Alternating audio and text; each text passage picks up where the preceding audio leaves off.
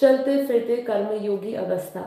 और कर्मातीत की भी बात करी है। आज हम बहुत बेसिक सा लेने वाले हैं, कुछ भगवत गीता से, और कुछ योग सूत्र में कितने प्रकार के कर्म कहे हैं। सभी जानते हैं कि भगवत गीता में कर्म कर्म सत्कर्म की बात करी है। इसके सिवा हम थोड़ी और एडिशनल नॉलेज लाने का प्रयास करते हैं। तो एक चीज थी, जब ये महाभारत का युद्ध हो रहा था तब भगवान जब कर्म योग का ज्ञान दे रहे थे, तो भगवान जब ज्ञान योग की बात करते हैं तो अर्जुन को कर्म ज्ञान मार्ग थोड़ा आसान लगता है। उस मार्ग पर चलना उसको आसान लगता है कर्म योग से, क्योंकि उसको कर्म योग में ऐसा लग रहा था कि उसको, क्योंकि वो मोह से भरा हुआ था और उसको ऐसा था कि कर्म योग से अगर मैं छूट जाऊंगा, ज्ञान योग का मार्ग अपनाऊंगा, क्योंकि बार बार भगवान श्री कृष्ण कहते हैं ज्ञान ही श्रेष्ठ है। ठीक है, ज्ञान से पवित्र बनाने वाली ना तत्व है ना कोई वस्तु है। तो जब वो बार बार इसका उपदेश उनको दे रहे होते हैं तो उनको ऐसा लगता है कि ज्ञान मार्ग लेंगे तो हम कर्म, ये जो मैं घनौना पाप करने जा रहा हूँ उससे मैं बच जाऊंगा, उनको ऐसा लगा। तब भगवान श्री कृष्ण ने बताया कि ज्ञान योग हो या कर्म योग हो, ज्ञान योग हो तो भी आपको कर्म तो करना पड़ेगा, कर्म से कोई भी छुटकारा नहीं है।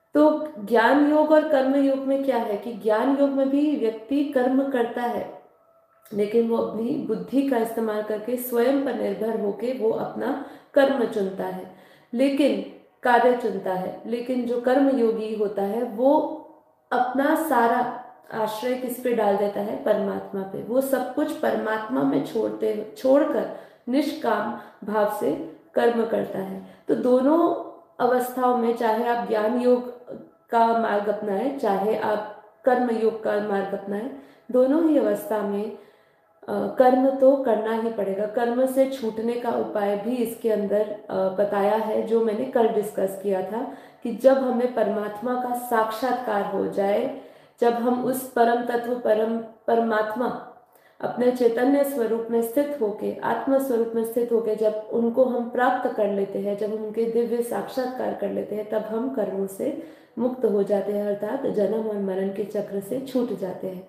ठीक है, पर ये एक लंबी यात्रा है इस तक पहुंचने के लिए।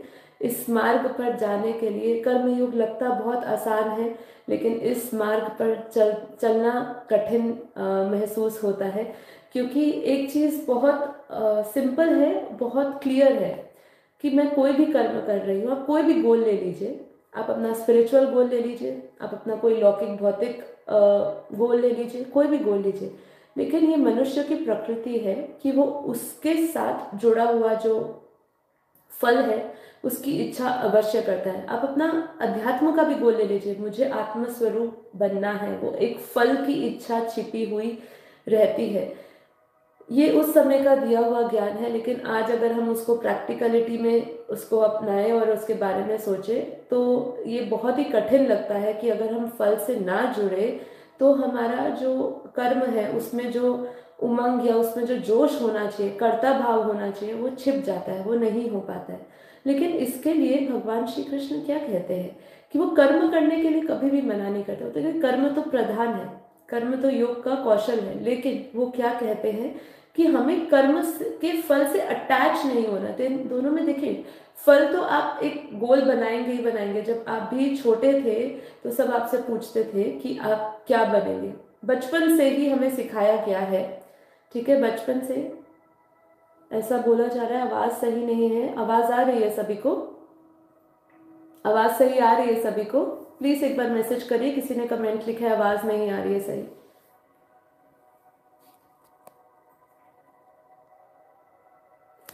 जी सही आ रही है सभी को, जिनको नहीं आ रही प्लीज अपना आप नेट चेक करिए। जी तो मैं यही कह रही थी कि हमें बचपन से यही सिखाया जाता है कि आपका एक गोल होना चाहिए। वो हम हमेशा बचपन से सिखाते हुए हम उसी गोल पे, उसी लक्ष्य पर चलते हैं, और फिर हम उसका अपना जो कर्म है, जो अपनी लाइफस्टाइल है, जो हमारा सब कुछ, उसके ऊपर हम डेडिकेट करते हैं। पर भगवान श्री कृष्ण क्या कहते हैं, अगर हमें वो प्राप्त नहीं होता, कोई भी गोल ले लीजिए लाइफ का, स्पिरिचुअल ले लीजिए, अपना लौकिक का ले लीजिए, कोई भी भौतिक गोल ले लीजिए, जब वो नहीं प्राप्त होता तो क्या होता है? तो हम दुखी हो जाते हैं, डिप्रेस्ड हो जाते हैं, हमारी लाइफ स्ट्रेसफुल हो जाती है। तो भगवान श्री कृष्ण कहते हैं कि हर एक कर्म जो आप कर रहे हैं उसके फल के साथ अटैच नहीं होना है, वो ये सिखा रहे हैं। कर्म की अगर हम फल की कोई इच्छा भी कर रहे हैं, अगर अब मैं अपनी बात करूं तो मेरा लक्ष्य है, ये भी एक फल से जुड़ी हुई हो गई ना मैं, कि मुझे मुझे वो उच्चतम स्थिति प्राप्त करनी है, मुझे आत्म स्वरूप बनना है, मुझे एनलाइटेंड होना है, मुझे लाइट बीइंग बनना है, मुझे परमात्मा से जुड़ना है, मुझे परमात्मा से दिव्य शक्तियां लेनी है, ठीक है। लेकिन उस गोल, उस लक्ष्य के बीच में जो मैं कर्तव्य करते हुए जिस संकल्प बुद्धि से मैं वो प्राप्त करने के लिए लगातार पुरुषार्थ कर रही हूँ, उस पुरुषार्थ में जब मेरे साथ कभी ऊपर नीचे परिस्थिति आती है तो मैं उसमें फंसती नहीं हूँ, क्योंकि मैंने अपने लक्ष्य के साथ साथ वो समर्पण भाव रखा है। वो समर्पण भाव किसके प्रति? परमात्मा के प्रति, कि वो जो करेगा वो कल्याणकारी करेगा मेरे साथ जो भी हो रहा है वो कल्याणकारी हो रहा है। जब हम उस बुद्धि से काम करते हैं, उस कर्तव्य बुद्धि से काम करते हैं और अपने लक्ष्य की ओर बढ़ते हैं और उसके जो अटैचमेंट है उसके साथ बंधते नहीं है ना, बंध जाते हैं तो वो दुख का कारण बन जाता है। तो वो भगवान श्री कृष्ण कहते हैं, और काफी लोगों को ऐसा गलत लगता है कि भगवान तो ये जो ज्ञान दे रहे हैं वो गलत है, और काफी लोग इस अध्याय के बाद काफी बार पढ़ना भी छोड़ देते हैं, ठीक है। तो हमें ऐसा नहीं करना है, हमें उसकी मूल महत्वता को समझना है, ठीक है। तो चलिए अभी हम आगे बढ़ते हैं। कर्मयोग उन लोगों के लिए है जो प्रकृति से सक्रिय होते हैं। भगवत गीता में कर्मयोग के 4 मुख्य नियम वर्णित करे हैं, ताकि आप सभी तनावों से एकदम मुक्त होकर अपने कर्म का हर क्षण आनंद से ले सके। कर्म कर्तव्य समझकर करें। क्या करना है? कर्म को कर्तव्य समझ के करना है। कार्य को बिना आसक्ति से करें। परिणाम की चिंताओं को कभी आने ना दे। परिणाम की चिंता को कभी आने ना दे। आपके कार्य के दौरान आपके मन को विचलित करती है। क्या करता है? जब हम परिणाम की चिंता पहले से ही करने लग जाते हैं तो क्या करता है? आपके कार्य के दौरान मन को विचलित करना शुरू कर देता है। आप सोचिए, एक बच्चे को अगर वो अपना परिणाम सोचता रहे कि मैं पास होऊंगा, फेल होऊंगा, और वो पुरुषार्थ में ध्यान ना दे, पढ़ाई में ध्यान ना दे, तो उसका परिणाम क्या होगा? उसकी मन की स्थिति क्या होगी? इसीलिए क्या कहते हैं? परिणाम की चिंता को कभी आने ना दे। कर्तव्य बुद्धि करके अपना कार्य करे, और कार्य को बिना किसी आसक्ति से करे। उससे कोई भी प्रकार की अटैचमेंट नहीं चाहिए। असफलता और सफलता को समबुद्धि से स्वीकार करें। जब आपके पास दुख हो, सुख हो, हानि हो, लाभ हो, असफलता हो या सफलता हो, समबुद्धि, एक समान बुद्धि होनी चाहिए। इसी को स्थित प्रज्ञ अवस्था कहते हैं, कि हम एक समान स्थिति में रहकर उसका आनंद लेते हैं। कर्म योग का अर्थ क्या है? कर्म शब्द क्र धातु से बनता है। क्र धातु के अंदर मन प्रयः लगने से कर्म शब्द की उत्पत्ति होती है। कर्म का अर्थ है क्रिया, व्यापार, भाग्य आदि। हम कह सकते हैं कि जिस कर्म में कर्ता की क्रिया का फल निहित होता है वही कर्म है। कर्म करना मनुष्य की स्वाभाविक प्रवृत्ति है तथा कर्म के बिना मनुष्य का जीवित रहना असंभव है। कर्म करने की इस प्रवृत्ति से के बंधन में गीता में कहा गया है। क्या कहा गया है? कर्म में कहा गया है कि इस विषय में किसी भी प्रकार का संदेह नहीं किया जा सकता कि मनुष्य किसी भी काल में क्षण मात्र भी बिना कर्म किए नहीं रह सकता है, क्योंकि सभी मानव प्रकृति जनक गुणों के कारण कर्म करने के लिए बाध्य होते हैं। मनुष्य को चाहते हुए भी कुछ न कुछ कर्म तो करना होता ही है, और ये कर्म ही बंधन के कारण बनता है। साधारण अवस्था में किया गए कर्मों में आसक्ति बनी रहती है, जिससे कई प्रकार के संस्कार उत्पन्न होते हैं। इन्हीं संस्कारों के कारण मनुष्य जीवन और मरण के चक्र में फंसा रहता है। देखिए, जब हम किसी भी कर्म को करते हैं और उसमें हम फंसे रहते हैं, मतलब उसके साथ जुड़ जाते हैं, वो हमें बांध देता है, तो क्या होता है? वो हमारा संस्कार बन जाता है। और जब संस्कार बनता है तो आप सभी को पता है, हमारे संस्कार ही एक मूल कारण है जन्म मरण के चक्र का। हमारे अंदर जो पड़ी हुई चित्त में वृत्तियां है वही जीवन और मरण का कारण बनती है। कल जैसे कि हमने वो महाराज की कहानी शेयर करी थी, तो उन्होंने क्या कहा था, जो मेरा आखिरी 7वां जन्म है, जो उनका 7वां जन्म है, उस समय उनको सही में योग क्रियाओं का ज्ञान हुआ। उससे पहले तो वो भगवा कपड़े कमंडल पहन के घूमते रहते थे, लेकिन उनकी आसक्ति, उन्होंने शरीर को तो रोक के रखा था भोग विलास ना करने से, लेकिन अपने मन को नियंत्रण नहीं कर सके। और जब 7वें जन्म उनको भगवान की कृपा से उनको पूर्ण रूप से ज्ञान हुआ, तब उनका मुक्ति हुई, तब उनको मोक्ष की प्राप्ति हुई और जीवन मरण के चक्र से वो छूट पाए। तो जब भी हम अपने आप को किसी कर्म से बांध देते हैं तो हम इस मृत्यु लोक से नहीं जा पाते। वो हमें हर जन्म वो जन्म का एक कारण बनता है, वो हमें भोगना पड़ता है। जो संस्कार के अंदर हम वृत्तियों के अंदर जो सूक्ष्म, जो हमारे कारण शरीर के अंदर जो हमारी वृत्तियां पड़ी हुई है, जो हमारे संस्कार पड़े हुए हैं, वही कारण बन जाते हैं हमारे अगले जन्म के।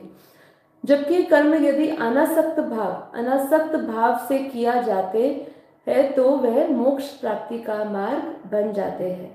कर्म से व्यक्ति बंधन में बंधता है, किंतु गीता में कार्य में कुशलता का योग कहा है।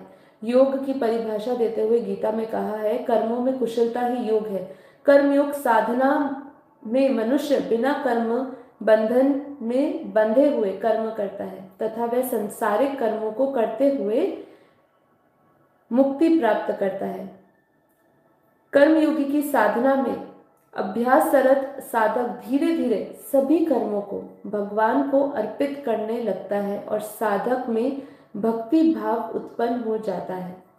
इस अवस्था में साधक जो भी कर्म करता है वह परमात्मा को अर्पित करते हुए करता है। साधक परमात्मा में अपनी श्रद्धा बनाए रखता है और उस उत्साह के साथ कर्म करता है।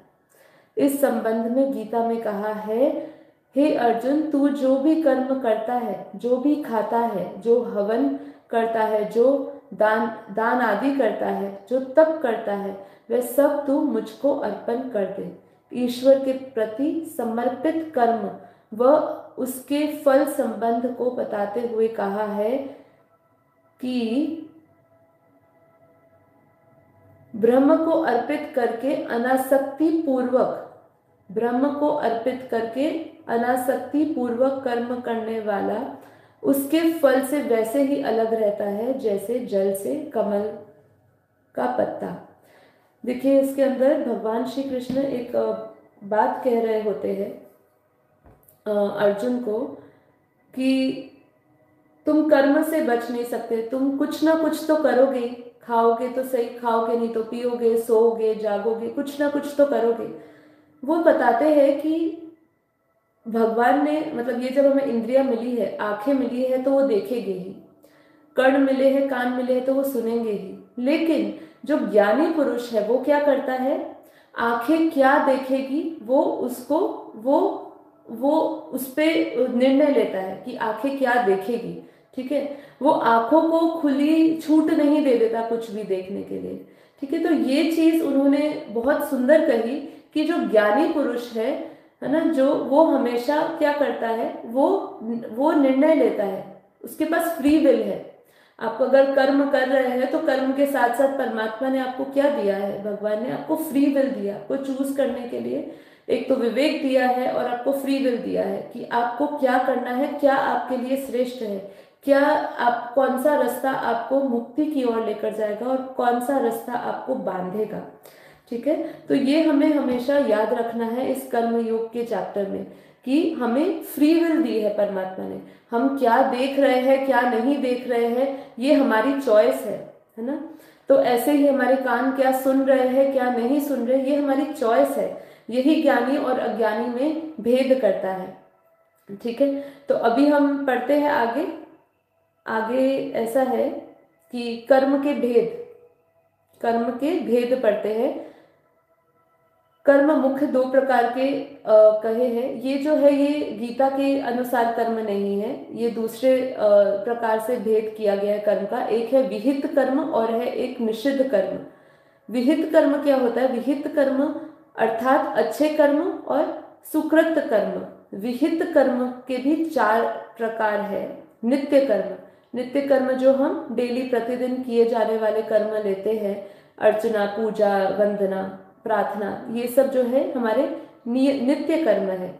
फिर नैमित्त नैमित्त कर्म, जो कर्म किसी प्रयोजन के लिए किया जाता है। उदाहरण मात्र, किसी त्योहार या पर्व आ जाने पर, अनुष्ठान, किसी की मृत्यु हो जाने पर, श्राद्ध, तर्पण इत्यादि। जैसे पुत्र के जन्म होने पर, जात कर्म, बड़े होने पर, यज्ञोपवीत इत्यादि किया जाता है। मतलब पहला जो कर्म बोला वो नित्य कर्म कहा, जो आपको रेगुलरली करना ही है, जो हमारा डेली है। और जो दूसरा कर्म कहा वो है नैमित्त कर्म, जो किसी प्रयोजन से किया जाता है। ठीक है। और फिर तीसरा क्या है? काम्य कर्म। काम्य कर्म ऐसा कर्म जो किसी वासना या किसी प्रयोजन के लिए किया जाता है, जैसे नौकरी प्राप्ति के लिए, पुत्र की प्राप्ति के लिए, स्वर्ग की प्राप्ति के लिए किया हुआ यज्ञ। तो जिसके पीछे कोई ना कोई आपकी कामना हो, इच्छा हो, तो वो जो कर्म किया जाता है उसे काम्य कर्म कहा जाता है। ठीक है। और जो आखिरी है वो है प्रायश्चित कर्म।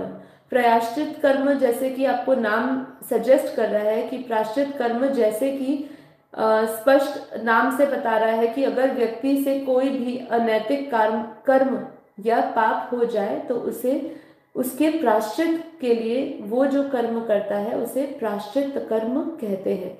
ठीक है। तो ये था विहित कर्म के अंदर 4 प्रकार के कर्म। अब जो दूसरा बोला है वो है निषिद्ध कर्म। ठीक है। निषिद्ध कर्म अर्थात जो कर्म शास्त्र के अनुकूल नहीं है, चोरी, हिंसा, झूठ इत्यादि कर्म निषिद्ध कर्म में आया जाता है। ठीक है। तो 2 प्रकार के कर्म बोले, इसके अनुसार 2 भेद करें, विविध कर्म और निषिद्ध कर्म। अब हम योग सूत्र के अनुसार कर्म की डिफरेंस समझते हैं। महर्षि पतंजलि ने कैवल्यपाद के 7वें सूत्र में कर्म के भेद बताए हैं। कर्म के 4 भेद बताए हैं। शुक्लव कर्म, जो कर्म श्रेष्ठ है, अर्थात वेदों में बताई गई विद्याओं के आधार पर जो कर्म किया जाता है उसे शुक्ल कर्म से स्वर्ग लोक की प्राप्ति होती है। दूसरा कृष्ण कर्म, जो कर्म पाप कर्म है उन्हें कृष्ण कर्म कहा है। अर्थात शास्त्र विरुद्ध पाप कर्मों को कृष्ण कर्म कहा है। इन कृष्ण कर्मों से दुख तथा नरक की प्राप्ति होती है तथा इन कर्मों के फलों को जन्मांतर तक भोगना पड़ता है। ठीक है। अब जो तीसरा है वो शुल्क कृष्ण कर्म है। ऐसे कर्म जो पाप व पुण्य के मिश्रण है। कहा गया है कि शुक्ल कर्म और कृष्ण कर्म से पुनः मनुष्य का जन्म की प्राप्ति होती है। अशुल्क कर्म से जो ना जो पाप कर्म है, ना जो पुण्य कर्म है, और ना पाप पुण्य मिश्रित कर्म हो, इन सबके भिन्न से ये कर्म निष्काम कर्म है, क्योंकि यह कर्म किसी भी कामनाओं के नहीं किया जाता है। इन कर्मों को करने से अंतरकरण की शुद्धि होती है। ठीक है। जो चौथा बोला है वो है अशुल्क कृष्ण कर्म। देखिए, एक बोला है शुल्क कर्म, जिसके अंदर हम श्रेष्ठ कर्म करते हैं जिससे स्वर्ग की प्राप्ति होती है। तो दूसरा जो बोला है वो कृष्ण कर्म बोला है, जिसके अंदर हम शास्त्रों के विरुद्ध जो काम करते हैं उससे हमें नरक की प्राप्ति होती है। दूसरा इन दोनों का मिश्रण कहा गया है, जिससे हमें मनुष्य का जन्म प्राप्त होता है। और जो चौथा है वो अशुल्क कृष्ण कर्म है, ना पाप ना पुण्य रहित निष्काम कर्म है। ठीक है। अब वेदांत के अनुसार भी कर्म के 3 प्रकार कहे गए हैं। ठीक है। वो हमें पता है और जो मैं अपने कर्म योग के सेशन पे डिस्कस कर चुकी हूँ, इसीलिए मैं अभी उसको डिस्कस नहीं कर रही हूँ। संचित कर्म, प्रारब्ध कर्म और क्रियामण कर्म। तो देखिए, कर्म को अगर हम समझने चाहे, इसको मैं ज़्यादा बहुत ही डीप नहीं करूँगी क्योंकि काफ़ी लोगों को पता है कि कर्म क्या है, हमें क्या करना है, पर हमें किस प्रकार से कर्म करना है ये बहुत ही आवश्यक है। ठीक है। इसके लिए मैं 2 स्टोरी शेयर करूँगी। पहली हमारी उपनिषद में से है, जिसके अंदर तानसेन, तानसेन आपको सबको पता है कि वो गायक थे। तो तानसेन जब अपने राजा के सामने गा रहे होते हैं तो वो बताते हैं तानसेन को कि जो उनके गुरु है हरिदास, वो जो है उनके जैसा गायक कोई नहीं हुआ है। ठीक है, तो एक दिन राजा उनको कहते हैं कि तुम तानसेन हो, तुम बहुत अच्छा गाते हो, मेरे हिसाब से तुमसे बढ़िया कोई गाता नहीं है, फिर भी तुम हरिदास क्यों नहीं हो। वो उसको क्योंकि उसके लिए वो सेवा प्रकट करता है महल में सबके सामने, और उसके मन में ऐसा होता है कि तुम अगर तानसेन हो पर तुम हरिदास अपने जो गुरु है उसके तरह सबसे सर्वश्रेष्ठ क्यों नहीं हो। वो उसी से प्रश्न करता है। तब तानसेन बताते हैं कि यहाँ पे जो है वो गायकी की बात नहीं है, यहाँ पे किस चीज की बात है, भावनाओं की गहराई की। तो वो बताते हैं, मैं इसको बहुत शॉर्ट में बता रही हूँ, उसका पूरा एपिसोड है। तो उसमें तानसेन बताते हैं राजा को कि जो मैं जो गा रहा हूँ, मैं राजा आपके लिए गाता हूँ। जो मेरे गुरुदेव है वो अपने आराध्य के लिए गाते हैं। उनको बिना किसी प्रशंसा की के लिए, बिना किसी प्रशंसा की आशा किए बिना, बिना किसी चिंता किए बिना कि समाज उनकी गायकी के बारे में क्या कह रहा है, वो सब बिना किसी भय से वो प्रस्तुत करते हैं। वो किसको प्रस्तुत करते हैं, किसकी सेवा में गाते हैं, अपने आराध्य राधा रानी कृष्ण के लिए वो गाते हैं। ठीक है, तो वो ये बताते, तब तानसेन पूछता है कि तुम्हें किस चीज का भय है, तुम्हें किस चीज का भय है। तो वो कहता है मुझे डर है जो मैंने पाया है वो मैं खो ना दूं, वहां जहां मैं पहुंच गया हूं वहां से मैं गिर ना जाऊं। ठीक है, उसको ये सभी जो उसको डर बैठा हुआ है, क्योंकि उसको हमेशा राजा के सामने बेस्ट टू बेस्ट परफॉर्मेंस देनी होती है, क्योंकि उसको हमेशा जजमेंट का डर रहता है कि उसको जो सुनने वाले श्रोता है वो उसको कैसे जज करेंगे। उसको एक परफॉर्मेंस लेवल बनाया रखना पड़ता था। लेकिन वो ये उसके जो गुरु थे हरिदास जी, वो ये सब चीजों से, वो वासनाओं से सबसे मुक्त थे। ठीक है, तो उनको किसी चीज का भय नहीं था। तो कहने का मतलब ये है कि आपका जो कर्म जब वो सर्वोच्च को समर्पित होता है, ठीक है, जब आपका कर्म सर्वोच्च को समर्पित होता है, बिना अहंकार, बिना बिना निस्वार्थ भाव से किया हुआ हर एक जो आपका कर्म होता है, वही कर्म योग कहलाता है। तो ये कर्म योग है क्या, अपने आराध्य को जब हमने समर्पित किया बिना किसी भय के, बिना किसी वासना की सामने वाला ना, बिना किसी प्रशंसा के कि मुझे सामने से कोई प्रशंसा दे, मेरे कार्य को एप्रिशिएट करे कोई, उसका भी उसको कोई भय नहीं। ठीक है, तब हम अपने ये कर्म के बंधन से, कर्म हमें बांधता नहीं है और हमें मुक्ति, हम उस कर्म को करते हुए, उस कर्म योग में रहते हुए, उस अवस्था में रहते हुए, हम जब कर्म करते हैं तो हम उससे बंधते नहीं हैं। कर्म और योग ये दोनों का मिश्रण ही बता रहा है कि आप जब अपना कर्म योग युक्त अवस्था में करते हो। ठीक है, तो योग युक्त अवस्था में करते हुए हमें किस चीज का ध्यान रखना है, जब भी हम कर्तव्य कर रहे हैं, कोई कर्तव्य कर रहे हैं अर्थात अपना कोई कर्म कर रहे हैं, तो हमेशा ईश्वरार्पण बुद्धि से करिए, ईश्वरोपन बुद्धि से हर एक कर्तव्य को करिए। और जब आप उसको फल को प्राप्त कर रहे हो तो प्रसाद बुद्धि से करिए। ये बहुत ही इंपॉर्टेंट चीज मैं आपको बता रही हूँ, जिससे कि हम कर्म योगी जीवन आसानी से जी सकते हैं। सिर्फ ये दो चीजों की प्रैक्टिस करिए, जब भी आप अपना कोई कर्तव्य करिए ईश्वरोपन बुद्धि में करिए, ईश्वर को समर्पित करके करिए। और जब हमें कोई फल की इच्छा हो रही है वो प्रसाद बुद्धि से करिए। जब हम प्रसाद बुद्धि से करेंगे तो हम कभी शिकायत नहीं करेंगे कि हमें ये मिला, ये नहीं मिला, मेरे श्रम के बदले मुझे इतना मिलना चाहिए था लेकिन मुझे इतना नहीं मिला, ऐसा भाव हमारे अंदर नहीं आएगा। ठीक है, और अपने हर एक कर्म को त्याग के रूप में करना चाहिए। देखिए, त्याग का जो कर्म का कनेक्शन है ना, ये भी बहुत अच्छा है। जब हम त्याग बुद्धि से भी करते हैं कि जो भी कर रही हो समर्पण, कर्तव्य का मतलब ही यही है कि आप बस किसी के साथ अटैच नहीं हो, आप किसी के सुख या दुख आप अपनी तरफ से बेस्ट कर रहे हो। प्रॉब्लम पता है कहाँ होती है, हम सोचते हैं कि हम सबको खुशी कर दे, सबको खुशी दे, पर ये संभव ही नहीं है कि आप अपने जीवन काल में सभी को प्रसन्न करते जाएं। इसीलिए कर्तव्य बुद्धि होना जरूरी है, क्योंकि यदि आप अपना कर्म करते समय किसी को खुशी नहीं दे पाए, आप अपने आपका जो कर्म है वो निस्वार्थ प्रेम से भरा हुआ है, लेकिन सामने वाला उसको समझ नहीं पा रहा है, आपके प्रेम की आपकी भाव को वो समझ नहीं पा रहा है, और मान लीजिए वो उल्टा ले लेता है, तो आप सोचिए आपको कितना दुख होगा, आपकी भावनाओं को ठेस पहुंचेगी कि मैं तो सही में दिल से प्रेम से उनको ये कह रहा था, लेकिन उन्होंने मेरी बात को नहीं समझा। जब उन्होंने नहीं समझा तो हमारे अंदर क्या आता है, हमारे अंदर शोक पैदा हो जाता है। शोक किसके अंदर पैदा होता है? अज्ञानी मनुष्य के अंदर। जब आपके अंदर शोक पैदा हो तो अपने आप को डिफाइन कर लीजिए कि भाई मैं अज्ञानी अवस्था में हूँ इस समय। तो उस समय हमें क्या करना है? अपनी बुद्धि का परिवर्तन करना है। बुद्धि कैसे परिवर्तित होगी? ज्ञान से। ज्ञान जब हम अपनी बुद्धि में रखेंगे तो बुद्धि से क्या परिवर्तित होगा? मन से परिवर्तित क्या होगा? हमारा ये इंद्रिया, और इंद्रिया से हमारा ये पूरा जो शरीर के जो हमारी प्रकृति है, संस्कार है, वो सब बदलेंगे।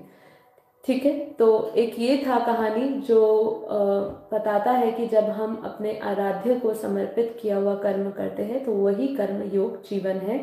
तो एक बार फिर से एक या आज का क्रक्स यही है कि आप जब भी कर्म करें कर्तव्य बुद्धि से करें, तो ईश्वर बुद्धि से करें, ईश्वर रूपन बुद्धि से करें, और जब भी आप उसका फल प्राप्त करें तो हमें प्रसाद बुद्धि से उसका फल प्राप्त करने की इच्छा होनी चाहिए। ठीक है, कि भगवान का प्रसाद है, प्रसाद कम मिला ज़्यादा मिला उसमें कोई भी कंप्लेंट नहीं। पंडित जी के पास जाके जब भगवान के आगे मंदिर में जाते हो, पंडित आपको प्रसाद देता है, क्या उससे लड़ते हो कि आपने मुझे कम प्रसाद दिया? नहीं। ये तो एक छोटा सा आपको उदाहरण दिया मैंने। ठीक है, अब दूसरा इसके ऊपर एक और कहानी है जो महाभारत से ही ली गई है। तो ये आप सुनिए, आपने पहले सुनी हुई है तो इसको हम सुनते हैं। निम्नलिखित कहानी संपूर्ण स्वार्थ त्याग का एक दृष्टांत है। स्वार्थ त्याग किसका? अपना स्वार्थ का हमें त्याग करना है, क्योंकि स्वार्थ से भरा हुआ मनुष्य अपना हर एक कर्म में स्वार्थ ही ढूंढता है। भगवान की पूजा अर्चना में भी उसका स्वार्थ छिपा होता है, इसलिए स्वार्थ त्याग का ये दृष्टांत है। कुरुक्षेत्र के युद्ध के बाद 5 पांडवों ने एक बड़ा सा भारी सा यज्ञ किया। उसमें निर्धनों को बहुत सा दान दिया गया। सभी लोगों ने उस यज्ञ की महत्वता एवं ऐश्वर्य पर आश्चर्य प्रकट किया और कहा कि ऐसा यज्ञ संसार में इससे पहले कभी नहीं हुआ था। यज्ञ के बाद उस स्थान पर एक छोटा सा नेवला आया। नेवले का आधा शरीर सुनहरा था और शेष आधा भूरा। वह नेवला उस यज्ञ भूमि की मिट्टी पर लौटने लगा।